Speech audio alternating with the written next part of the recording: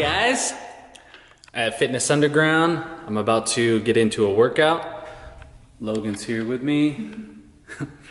All I know right now is that I'm gonna get into some cardio, jump roping, some light dumbbell exercises with my arms, like just getting some good cardio. Probably do some mountain climbers. I don't really like to plan it. I just kind of get into it and do whatever I feel like doing. So I'm gonna film some of that. Then I'm gonna do some hamstring strengthening exercises. Maybe I'll do some commentary in between the exercises and let you know why I'm doing them, how I'm doing them, things like that. I don't really know what else I'm going to do. I'm thinking about doing some shoulder strength, so probably some ring work, dips, maybe some handstands, definitely some handstands, handstand strengthening, and definitely some core strength. So expect to see cardio, hamstring work, shoulder, dip, ring strength, and what the hell else did I say? Yeah, I forgot. Oh, and abs. Definitely doing abs. Definitely doing core exercises. Let's get into the workout. So I started this strength workout basically the way I start every workout. Jump roping, and I got these little dumbbells down by my feet, and every time I screw up on the jump rope, I reach down, I grab the dumbbells, and I get some punching action. I just believe in movement. I don't really care too much about any one style, you know? I'm just trying to get my heart rate up while keeping my mind occupied and trying to work on a skill. So this particular skill is jump roping. As you can see, I'm doing my 1 foot jumps here. It's kind of sped up, so it's kind of just going quickly, but I'm working on this. My calves right now, and this is a day later, my calves are destroyed from doing these one leg jump roping hops. And sometimes I switch it up. Sometimes I'll do different, movements. Today I was focusing more on just keeping my rhythm. Sometimes I'm working more on double unders. Sometimes I'm working more on crossovers. It just depends on the day. It just depends on what I feel like I want to work on. Jump roping is cool because and I'm always saying this, it just keeps your mind occupied while you're doing cardio. So if you can work on a skill, if you can get better at something fitness-wise, why not? Just walking on a treadmill or just doing the Stairmaster, I mean, yeah, it's cool, but at the same time, it's not really getting you anywhere. You can be the master or the Stairmaster if you want, but to be able to jump rope, it keeps your mind occupied, and it takes a lot of coordination to do it, and to do it well, and to get good at it. So that's kind of why I do it. And now I'm really working on, if you've ever jump roped, you know that your arms get tired after a while, so now I'm just kind of still keeping the same rhythm with my feet, and just kind of working with these 5-pound dumbbells. I have some 10-pounders on the floor over there too that I'm going to start working with, but just to keep the rhythm and get my arms occupied with some heavier weight, and that really helps out with my endurance, my overall endurance with the jump roping. So I can go for 20 minutes jumping around different variations, and I just sometimes I'll go from like 5 to 15 pounds on the dumbbell. Side note, this is kind of like a situation where I have someone doing something in the background that I can talk about. There's Logan in the background doing some handstands against the wall. I do some handstands later on, but like I said in the intro, I said I was going to get into some handstand work, but I actually didn't have enough space on the camera, or I didn't have enough battery life on the camera to film my entire workout, so I'll just talk about her handstands. When you do them against the wall like that, that's really the best beginner variation to do, especially if you're wanting to build some really good shoulder strength. One of the problems with learning how to do it is the fact that your wrists get very sore in the very beginning.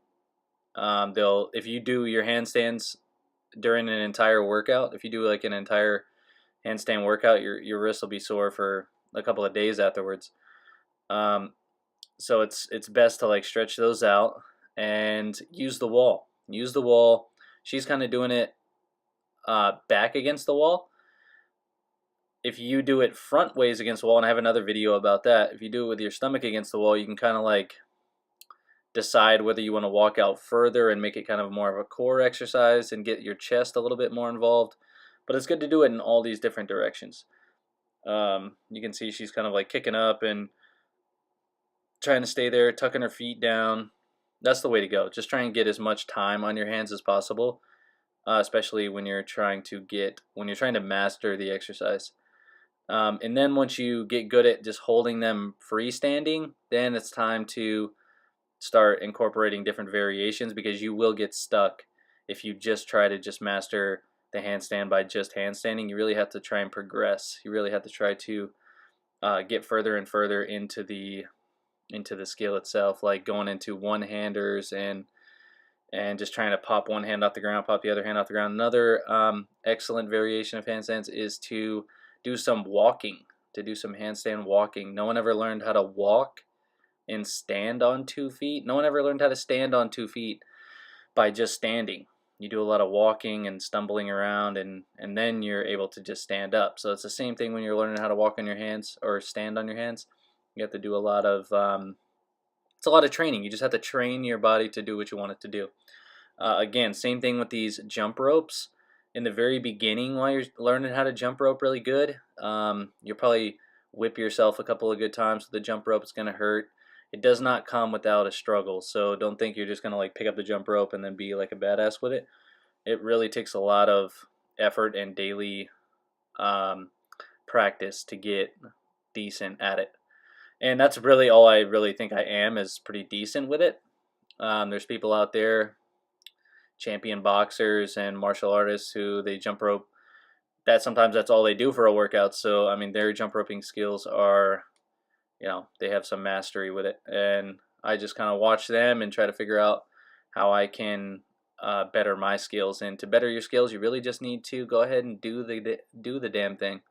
So here's a pretty good variation. So I'm still moving around. I really haven't stopped moving, as you can see. The only time I stop moving is if I go and pick up the jump rope or I go to pick up the dumbbells. I'm still keeping my feet moving around, and that's what will create that calf soreness for you and calf definition and get you sweating, is to not stop moving.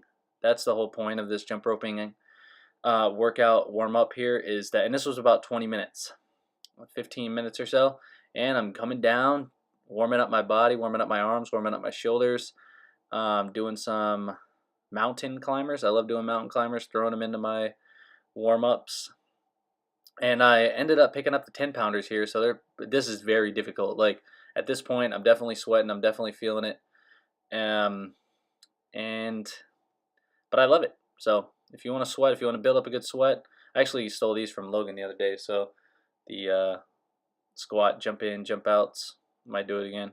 But just get your entire body involved in your warm-up. So I end up sending people, some of my friends and my clients, I send them workout programs, and I throw in my warm-up.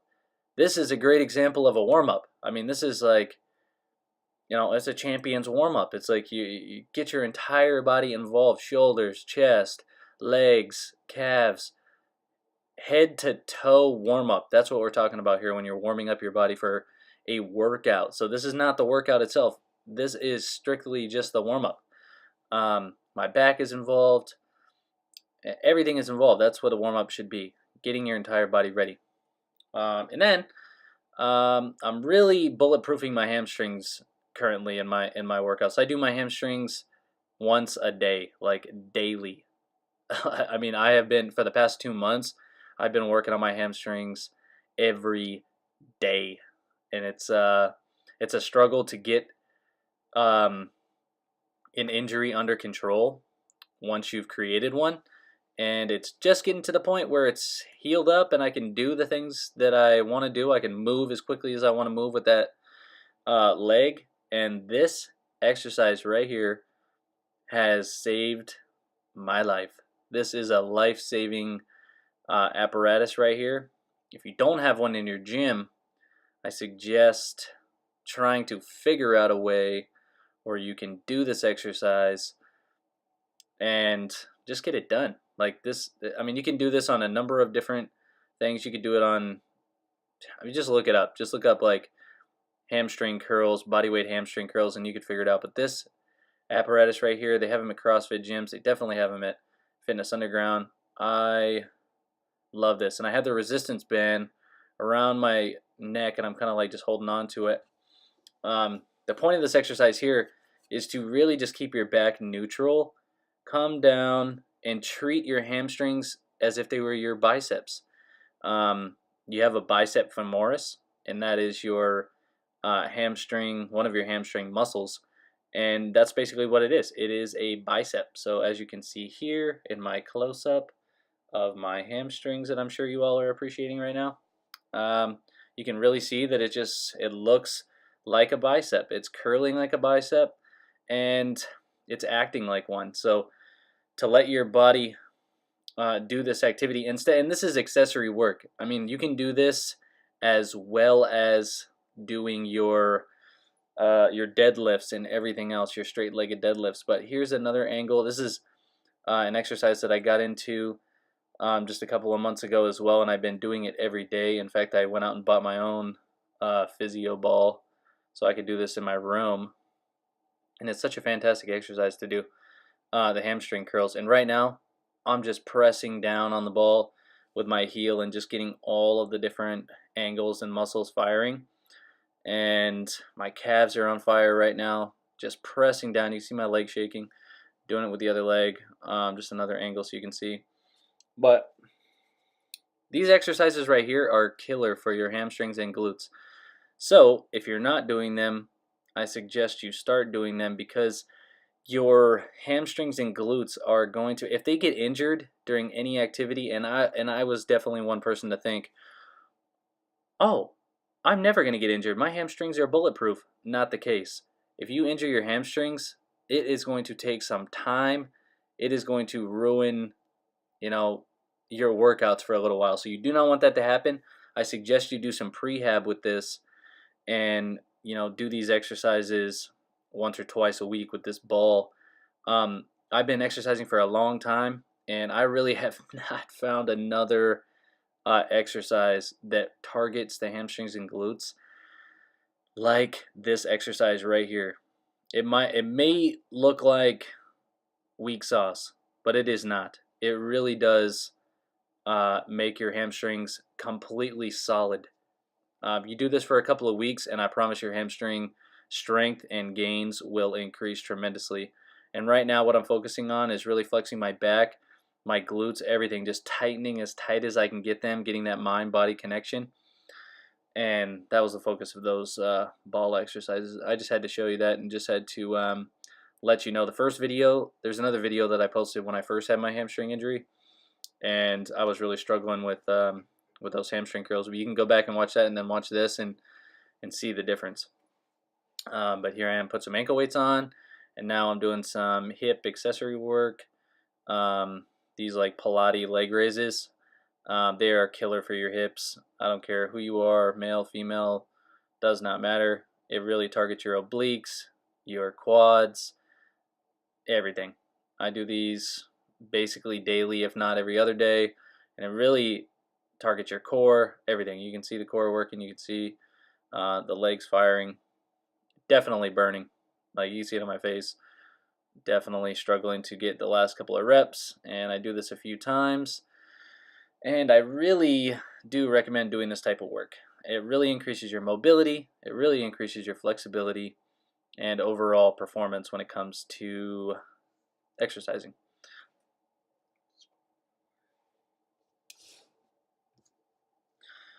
I'm just gonna let this, I don't know, what do you want? what do you want? Logan over here is trying to I just want you to know where you are so you can stay on track and see what's coming up. She's over here telling me basically how to run my how to voice over my YouTube video. So she's basically in the passenger seat over here telling me how to stay on track, but in fact actually getting me off track. But anyway, so now I'm back on track. And here I am working on my glutes and hamstrings again. I still have the ankle weights on. I keep this little arch in my back, and basically just to keep my back tight. But I'm keeping this one leg that's not doing any action like planted on the ground and lifting up with my glutes and my lower back, tightening my hamstrings all the way down to my calves, and really getting, you know, those legs to fire. And now this is, I just threw this in here. I was really just thinking like, well, damn, I should do these and show some people some really basic hamstring exercises. If you are, I was doing these, I couldn't even do the ball hamstring exercise, the hamstring curls, when I first injured my hamstring, so I just did these. So this is a very, very basic level of hamstring strength that anybody can do, beginner, if you're just starting your exercise, or if you're trying to recover from some leg injury. These are great. Put some ankle weights on and just get your curl on. And now I'm going to stretch my back out. So I'm stretching my back. With the Cobra stretches, you really want to focus on straightening your legs all the way out, tightening your glutes, prison tight, pressing up and trying to look back over your shoulders. And the goal here, the goal for me anyways, is to really try to touch my head to my toes. As impossible as it looks at this point, in my mind, it's going to happen one day. So that's what I try to focus on. I'm like, okay, so right now I'm here, I'm at whatever point I'm at, and I'm trying to at one day be able to flex my head all the way to my toes and become that flexible. So you have to really create a vision for yourself and really try to imagine exactly what you want to achieve when it comes to stretching. You have to picture yourself in that position. And I watch a lot of YouTube videos, and here I am just trying to get my legs involved. I really want to be able to curl my legs up, straighten them out, and touch my head to my feet. And I'm sure you've seen this done. If you're a person who stretches a lot, or you just have any stretching goals, period. But so now one of my biggest goals is to be able to do a back bend walkover. And for the past year, it's been my biggest struggle to gain back and shoulder flexibility. My back and shoulder flexibility was terrible at the beginning of 2017. I could not open up my chest and go into a bridge. I literally could not even straighten my arms out. But now, at the beginning of 2018, I've gotten myself to this point. And I was telling Logan yesterday while I was doing this that I haven't seen anybody on YouTube. I've been looking for this variation of bridge where you have your feet on a physio ball kind of against the wall, or I don't even know when I'll be able to do this, but to be able to do this with the ball not against the wall. So just to be able to do a back bend. Now, I mean, that's going to come with more flexibility and strength, but this is a tremendous exercise for your shoulders, your back, your quads, your hamstrings, everything. It stretches your whole front and flexes your whole back. It's a crazy exercise. If you really haven't tried it, I would suggest trying to master it, because I used to have some back injury. I accumulated a back injury when I was in the Marines, like probably when I was like 21 or 22 years old, and I squatted and it was too heavy and it kind of cracked my back, and I was dealing with that back pain for the longest time. And then ever since I've started on my journey to do bridges, like a full wheel pose, my back pain is gone. Like, I have never dealt with it since. So it is really a healing exercise, I do believe, for your back, and it really stretches your whole front. So, I mean, basically this is the show for quad and abdominal, hip flexor and everything, flexibility, shoulder flexibility, tricep flexibility. So this is a crazy exercise to try to master, and I've been trying to master it for the longest time, and I'm going to get there. That was the last one I did of those. But oh my god, this is gonna be hilarious. So here I go, handstanding on the rigs, total fail. And I just wanted to have this in here, like, not every time you exercise or try a new thing are you going to be the best at it. So I just wanted to have this in here first and foremost. I just got these rings. Logan just picked up these rings for me a couple of, I don't know, like a week or two ago. And I've really been trying to master the handstands on the rings. And that was one of the fails that I've been doing. Almost like every time I try, the first couple of times, try to do a handstand on the rings, I just fall like that.